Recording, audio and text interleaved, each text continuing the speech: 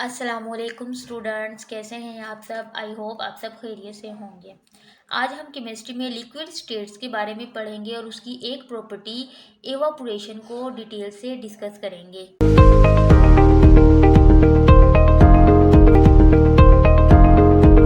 अच्छा, जो आज का हमारा टॉपिक है वो है लिक्विड स्टेट।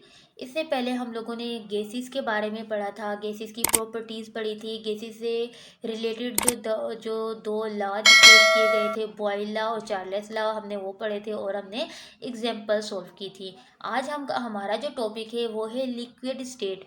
लिक्विड स्टेट का हमने पहले भी थोड़ा सा इंट्रोडक्शन पढ़ा था कि जो हमारे पास लिक्विड स्टेट होती है या कोई लिक्विड होता है वो गैसेस और सॉलिड के दरमियान वाली कंडीशन होती है। लिक्विड में क्या होता है, कोई डेफिनेट शेप तो नहीं होती बट डेफिनेट वॉल्यूम होता है। और मैंने एग्जांपल में भी आपको बताया था कि वाटर होता है, आप वाटर का एक डेफिनेट वॉल्यूम तो है बट उसकी डेफिनेट शेप नहीं है। वाटर को आप जिस बर्तन में भी उंडेल देंगे, जिस बर्तन में भी पोर कर देंगे, वो उसी शक्ल का आपको नज़र आएगा। देखें, अगर आप कप में डालेंगे तो वो कप की शेप का नज़र आएगा, बड़े बर्तन में टब में डालेंगे तो वो टब की शेप का ही आपको नज़र आएगा बट उसका एक प्रॉपर वॉल्यूम होगा। आज हमने लिक्विड स्टेट के बाद कुछ प्रॉपर्टीज़ हमने पढ़नी है कि उसके फर्स्ट ऑफ ऑल हम उसके करेक्टर पढ़ेंगे। देखें, करेक्टर में फर्स्ट पॉइंट में देखें, गैस के जो मॉलिक्यूल्स होते हैं वो रैंडमली अरेंज्ड होते हैं लाइक गैसेस।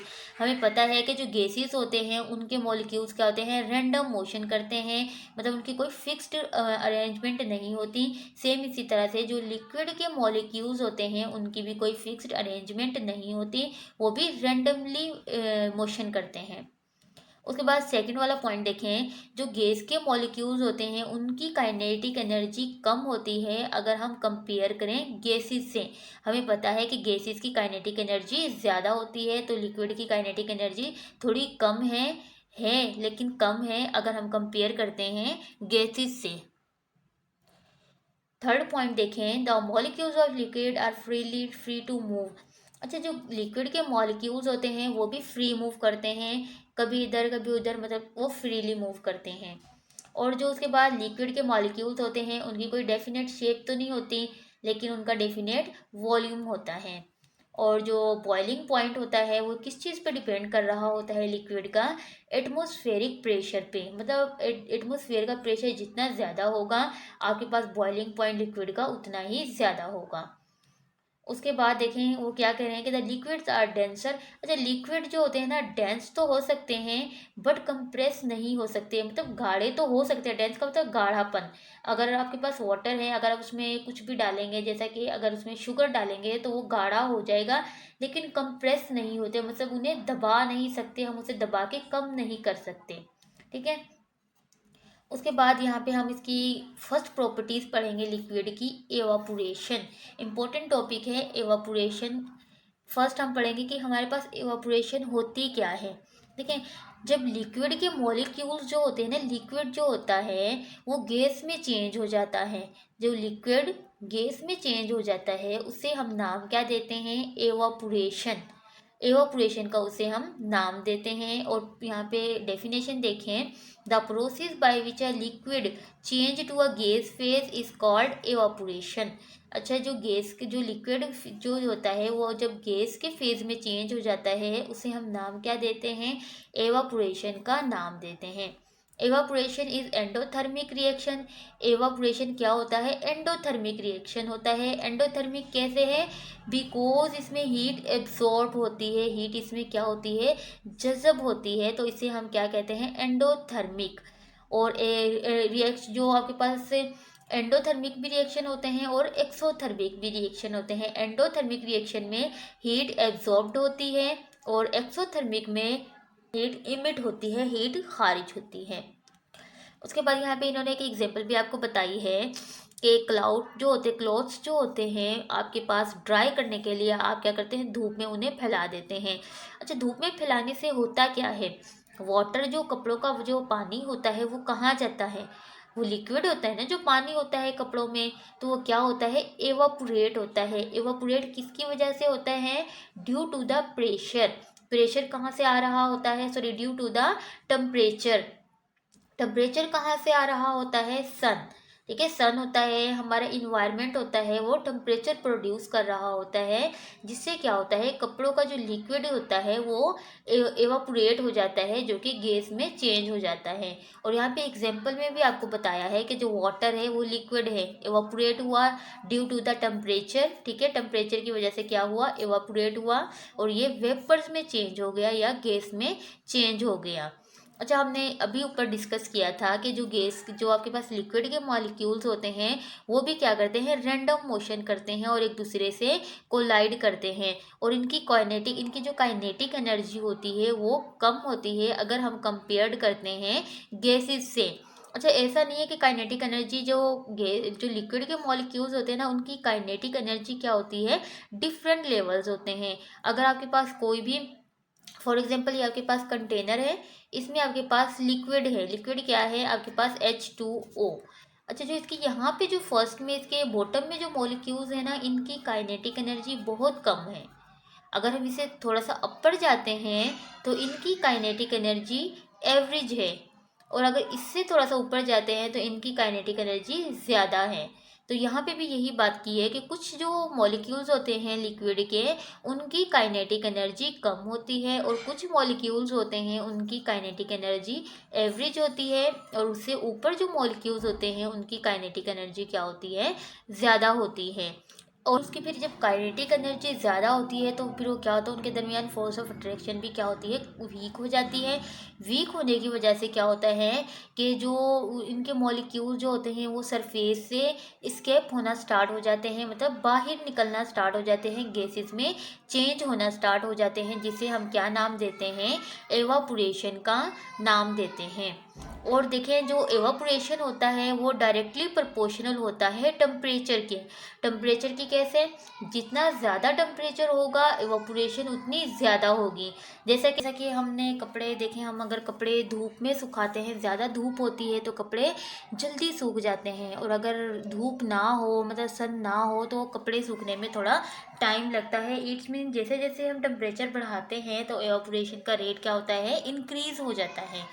उसके बाद देखिए, इवापोरेशन को हम कभी कंसिडर्ड करते हैं कूलिंग प्रोसेस क्यों कंसिडर करते हैं, जब हमारे पास हाई काइनेटिक एनर्जी वाले मॉलिक्यूल्स होते हैं वो स्केप करके एयर में जाते हैं, हवा में जाते हैं, तो फिर क्या होता है, देखें, जब यहाँ से ये वाले जो मॉलिक्यूल्स हैं स्केप करके आपके पास बाहर चले गए, एयर में चले गए, अब यहाँ के जो मॉलिक्यूल्स है इनकी काइनेटिक एनर्जी कम हो जाती है, इनका टेम्परेचर कम हो जाता है। ठीक है, तो फिर इस टेम्परेचर को कंपनसेट करने के लिए क्या होता है, मॉलिक्यूल्स एनर्जी को एब्जॉर्ब करना स्टार्ट कर देते हैं, मतलब आपके सराउंडिंग में जो एनर्जी होती है ना, इसको एब्जॉर्ब करना स्टार्ट कर देते हैं। स्टार्ट करने के नतीजे में क्या होता है, टेम्परेचर जो होता है, क्या होता है, सराउंडिंग का टेम्परेचर डिक्रीज़ हो जाता है। हमारे इर्द गिर्द का जब ये टेम्परेचर क्या होगा, डिक्रीज़ हो जाएगा, तो हमें ठंडक महसूस होती है। मैं अगेन से समझा रही हूँ कि देखिए, कूलिंग को हम इसको कूलिंग क्यों कंसिडर करते हैं, इसकी रीज़न ये है कि जो हाई काइनेटिक एनर्जी वाले जो मॉलिक्यूल्स होते हैं स्केप करते हैं एयर में, तो यहाँ के जो मॉलिक्यूल्स होते हैं इनका टेम्परेचर क्या हो जाता है, कम हो जाता है। तो अपने टेम्परेचर को कंपनसेट करने के लिए जो सराउंडिंग में टेम्परेचर होता है, इसकी एनर्जी को एब्जॉर्ब करना स्टार्ट कर देते हैं। जब बाहर की जो सराउंडिंग के टेम्परेचर को एब्जॉर्ब करना स्टार्ट करते हैं तो उसका जो बाहर का टेम्परेचर होता है वो डिक्रीज़ हो जाता है, डिक्रीज़ होता है तो हमें ठंडक महसूस होती है। अब हम एवापोरेशन में कुछ फैक्टर भी हैं जो कि इफ़ेक्ट करते हैं, तो हम उसके फैक्टर इफेक्टिंग पढ़ेंगे कि एवापोरेशन पे वो कौन कौन से फैक्टर हैं जो कि इफ़ेक्ट करते हैं। अच्छा, यहाँ पे देखिए, आपको 3 फैक्टर बताए गए हैं कि जो कि इवापोरेशन पे इफ़ेक्ट करते हैं। First is surface area, second is temperature, third is intermolecular forces. अच्छा, फर्स्ट वाला हम पढ़ते हैं सरफेस एरिया। देखिए, सरफेस एरिया क्या क्या किरदार अदा करता है। सरफेस एरिया इवापोरेशन के डायरेक्टली प्रोपोर्शनल होता है, जितना ज़्यादा सरफेस एरिया होगा इवापोरेशन उतनी ज़्यादा होगी। ठीक है, जैसा कि मैं आपको एक एग्जांपल में बताती हूँ, अगर आपके पास किसी छोटे से कप में पानी हो, वो देर से इवापोरेट होगा, मतलब वो देर से चेंज होगा। अगर आप वही पानी टब में डालते हैं तो टब में क्या होगा, उसका सरफेस एरिया ज़्यादा होता है। टब का सरफेस एरिया ज़्यादा होता है तो क्या होगा, पानी जल्दी से एवापोरेट हो जाएगा। इट्स मीन्स कि अगर सरफेस एरिया ज़्यादा होगा तो एवापोरेशन भी ज़्यादा होगी। उसके बाद टेम्परेचर की बात करते हैं। टेम्परेचर कैसे इफ़ेक्ट करता है, अभी हमने पीछे भी पढ़ा है कि अगर हमारे पास टेम्परेचर ज़्यादा होगा तो रेट ऑफ एवापोरेशन भी ज़्यादा होगी। ठीक है, जैसे जैसे हम टेम्परेचर को हाई करेंगे तो उनकी काइनेटिक एनर्जी क्या होती है, इंक्रीज हो जाती है। जब काइनेटिक एनर्जी इंक्रीज होती है तो इंटरमॉलिक्यूलर फोर्सेस क्या होती हैं, वीक हो जाती हैं और एवापोरेशन जल्दी से स्टार्ट हो जाती हैं। और यहाँ पे ये एग्जाम्पल के तौर पे आपको बताया है कि क्लोथ इस वजह से ड्राई हो जाते हैं बिकॉज क्या होता है उनके जब धूप ज़्यादा होगी तो वो क्या होगा, उनका रेट ऑफ एवापोरेशन भी इंक्रीज होगा बिकॉज टेम्परेचर इंक्रीज हो रहा है। उसके बाद थर्ड वाला पॉइंट देखें, इंटरमॉलिक्यूलर फोर्सेस। इंटरमॉलिक्यूलर फोर्सेस क्या होती हैं, रेट ऑफ एवापोरेशन इंक्रीज होगा अगर इंटरमॉलिक्यूलर फोर्सेस वीक होंगी। ठीक है, इंटरमॉलिक्यूलर फोर्सेस वीक होंगी तो आपके पास रेट ऑफ एवापोरेशन इंक्रीज होगा। इंटरमॉलिक्यूलर फोर्सेस जो होती हैं, स्ट्रॉन्ग एवापोरेशन इज लेसर। अगर इंटरमॉलिक्यूलर फोर्सेस स्ट्रॉन्ग होंगी तो एवापोरेशन क्या होगी, लेस होगा। मतलब ये भी एक दूसरे के अगर इन्वर्सली प्रोपोर्शनल है। अगर इंटरमॉलिक्यूलर फोर्सेस स्ट्रॉन्ग है तो रेट ऑफ एवापोरेशन क्या है, कम है। अगर इंटरमॉलिक्यूलर फोर्सेस वीक हैं तो रेट ऑफ एवापोरेशन ज़्यादा है। एग्जाम्पल के तौर पे इन्होंने बताया है, परफ्यूम जो होता है उनमें इंटरमॉलिक्यूलर फोर्सेस क्या होती हैं, वीक होती हैं और हाइड्रोजन बॉन्डिंग नहीं होती। और अगर हम कंपेयर करते हैं वाटर को, वाटर में इंटरमॉलिक्यूलर फोर्सेस स्ट्रॉन्ग होती हैं और उसमें हाइड्रोजन बॉन्डिंग होती है। आपको आपने एग्जाम्पल में भी पढ़ा है कि वाटर के अंदर स्ट्रॉन्ग हाइड्रोजन बॉन्डिंग होती है। ठीक है, तो वाटर के अंदर जब स्ट्रॉन्ग हाइड्रोजन बॉन्डिंग है तो इसमें इसके अंदर इंटरमॉलिक्यूलर फोर्सेस भी क्या है, स्ट्रॉन्ग है। इस वजह से फ्यूम जो होते हैं वो जल्दी से एवापोरेट हो जाते हैं और अगर हम कंपेयर करते हैं वाटर से। ठीक है, ये आपके पास तीन फैक्टर बताए गए थे जो कि एवापोरेशन पे इफ़ेक्ट करते हैं। आज हमने इसकी फर्स्ट प्रॉपर्टी पढ़ी है एवापोरेशन। नेक्स्ट हम उसके आगे जो प्रॉपर्टीज डिस्कस करेंगे, वेपर प्रेशर है, बॉइलिंग पॉइंट है, फ्रीजिंग पॉइंट है, तो वो हम नेक्स्ट वीडियो में पढ़ेंगे। आई होप आपको ये वीडियो समझ आ गई होगी। अगर इससे रिलेटेड कोई भी क्वेश्चन है तो आप मुझे कमेंट्स बॉक्स में कमेंट करके पूछ सकते हैं। अगर आपको मेरी वीडियो अच्छी लगी है तो वीडियो को लाइक करें और अगर मेरे चैनल पर न्यू है तो मेरे चैनल को सब्सक्राइब करें ताकि आपको आने वाली हर नई वीडियो का नोटिफिकेशन मिल सके।